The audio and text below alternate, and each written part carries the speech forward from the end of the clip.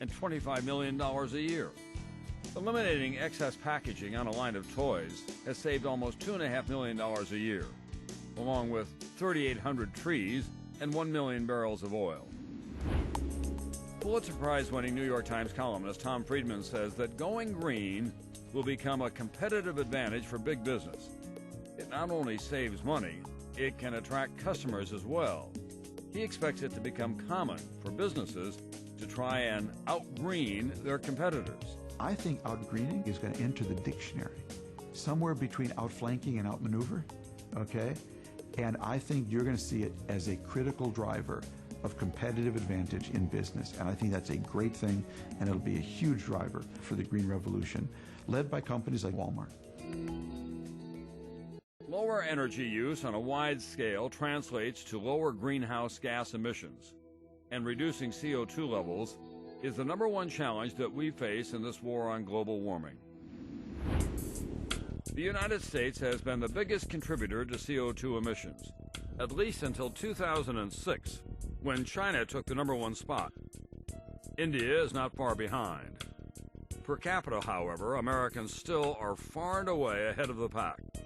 The average American produces about 20 tons of CO2 a year, compared to 14 tons for the Canadians, and Mexicans at just 4 tons.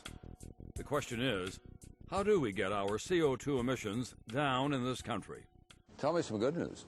Countries even say China, which is now the world's largest emitter, is waking up to the problem. U.S. emissions haven't grown recently. That proves that you can be more efficient with energy, you can have lower CO2 emissions without hurting economic growth. We need more of that in the future.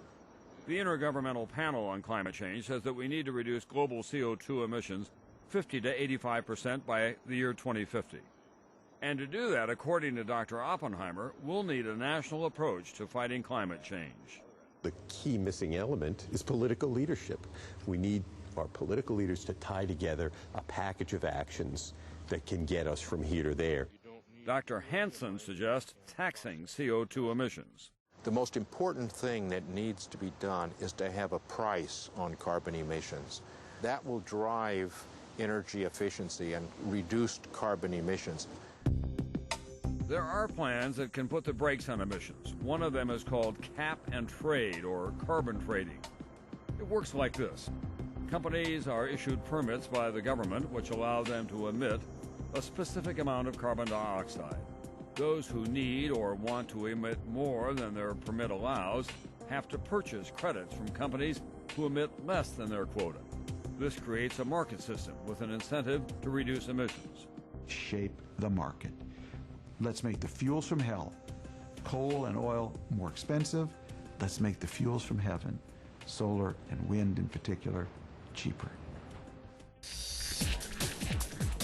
Here in the United States, electricity is the single largest source of CO2 emissions, more than 40%. And coal, the cheapest and dirtiest of all fossil fuels, generates more than half of that power. Probably the best place for coal is to leave it in the ground. It's extremely dirty stuff. It produces mercury. It produces more radioactive material than nuclear power plants. We're really just at the beginning of a curve in terms of alternative energy and ways to do things off the carbon footprint. What seems to be the most promising to you? Wind is happening. We've got breakthroughs claimed every day on new solar cells. We've got cars now, which can get much higher fuel economy. So the ideas are there. Currently, 85% of our energy comes from fossil fuels, and just 7% from renewable sources. Renewable energy is still a small piece of our overall portfolio, but it may be the area where there's the most new excitement, investment, patenting, and innovation. Wind power really has me excited. First of all, it is today one of the cheapest forms of new power we can get. It can be close to competitive with coal directly without any of the side effects. Wind power could generate up to 7% of U.S. electricity in 15 years, but critics point to wind turbines as both an eyesore and a threat to birds and wildlife. As with any energy source, there are concerns to be weighed against the benefits. This area of Northern California, known as the Geysers, is the home of Calpine, the largest geothermal energy facility in the world. It supplies about 25% of California's renewable energy. Geothermal power taps the naturally occurring heat of the earth. Steam is drilled for and extracted, and then sent via a pipeline to a plant, where it is converted to energy and sent to the grid. The geysers produce enough power to supply the electricity needs of 725,000 homes or a city the size of San Francisco. Alternatives to fossil fuels are clearly out there. The challenge now is to boost their share in the new energy portfolio beyond the current 7%. But that may require a substantial overhaul of our energy grid. The major limitation now is that we don't have adequate transmission lines to get the electricity from where it's generated to where the people live. The renovation of the national electricity grid would cost tens of billions of dollars, but compared to some other things we're spending money on, it would be well worth the price. After electricity, transportation is the second largest contributor of CO2 emissions in the United States.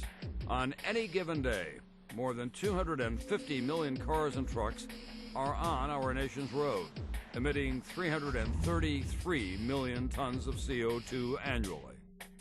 While Americans aren't likely to abandon their cars anytime soon, researchers, automakers, and green tech companies are looking for alternative ways to fuel.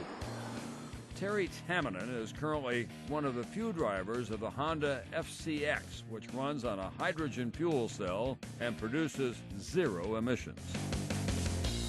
The cost of the fuel is far less. It's about half the cost of gasoline. Because literally what I'm doing now is putting sunshine into my tank. Corn ethanol was once the great green hope, but it is failing to deliver. Its life cycle greenhouse gas impact is higher than gasoline, and its energy density is low, meaning you have to fill up more often. Corn ethanol was a mistake. It created probably as many emissions as it avoided. But that doesn't mean that other biofuels aren't part of the solution in the future. Other technologies, like cellulosic technologies, which allow us to use crop waste, can be used to grow energy crops, which then can fuel our cars. In this Silicon Valley lab, researchers at a company called Solazyme are using algae to make fuel. These are single-celled plants. They're in the lakes, streams, rivers, the dirt. They're all over the world. And they make oil as a survival mechanism. We can turn the oil into any product, from fuels to chemicals to foods and everything in between. Solazyme's algae-based fuel will work in any diesel engine, like the one in this Jeep. In the United States, venture capital investment in green technology has grown from just over 5% of total investment dollars in 2006 to almost 14% 2 years later. But in these tough economic times, will funding like this and support for alternative energies in general take a hit along with everything else?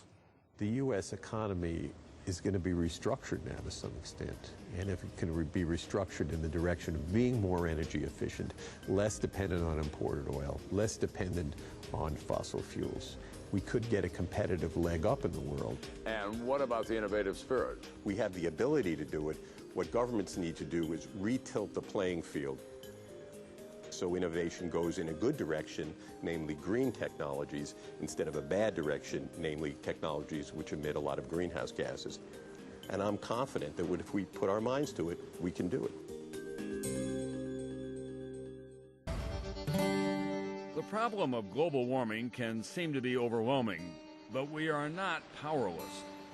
Clearly, solutions exist, but we need to make some decisions, and some will be difficult.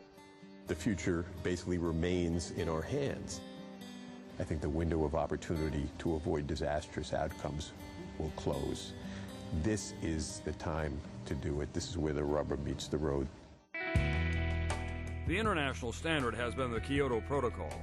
It established binding targets for industrialized nations to reduce emissions by 2012, when the treaty expires.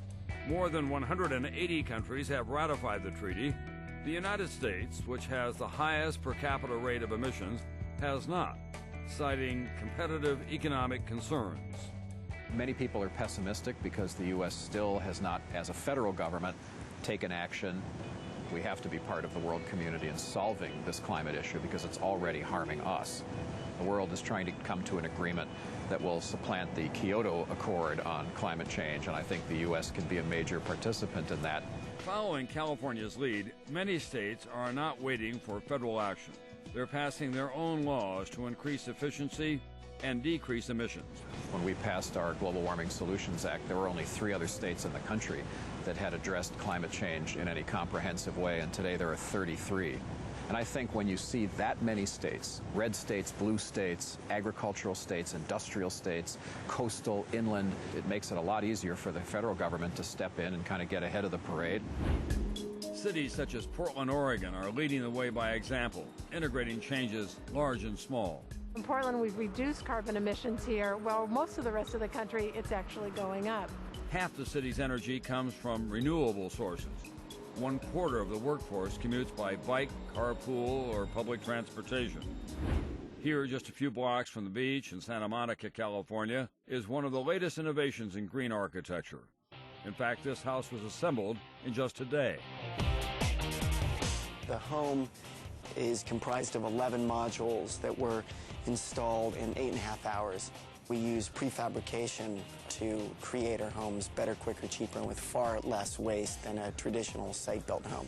Virtually every facet of the home has an environmental purpose, making it as much as 80% more energy efficient than an average home of comparable size. Very high-performance windows. All of our downlights are LEDs.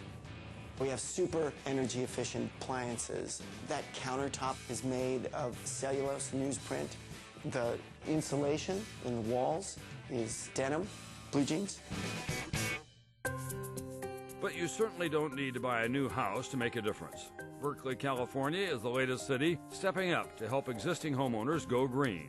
The city will offer loans to first make homes more energy efficient and then to install solar power. Homeowners repay the city over time as an addition to their property tax. This totally changes the game. In fact, it removes the biggest obstacle, which is financing. It's akin to how many of us would have a cell phone if we had to buy 20 years worth of minutes up front. In fact, I think almost none of us would do so. I know my daughter wouldn't have one, that's for sure. But perhaps the biggest impact in global warming will come from the millions of little choices that we make every day. How we spend our money, how we use our energy, how we change our way of life. You don't have to go back to living in a cave. You don't even have to be carbon neutral. If we all reduce our carbon footprint 20 or 30% over the course of the next few years, scientists agree that would put us on the path to solving this problem.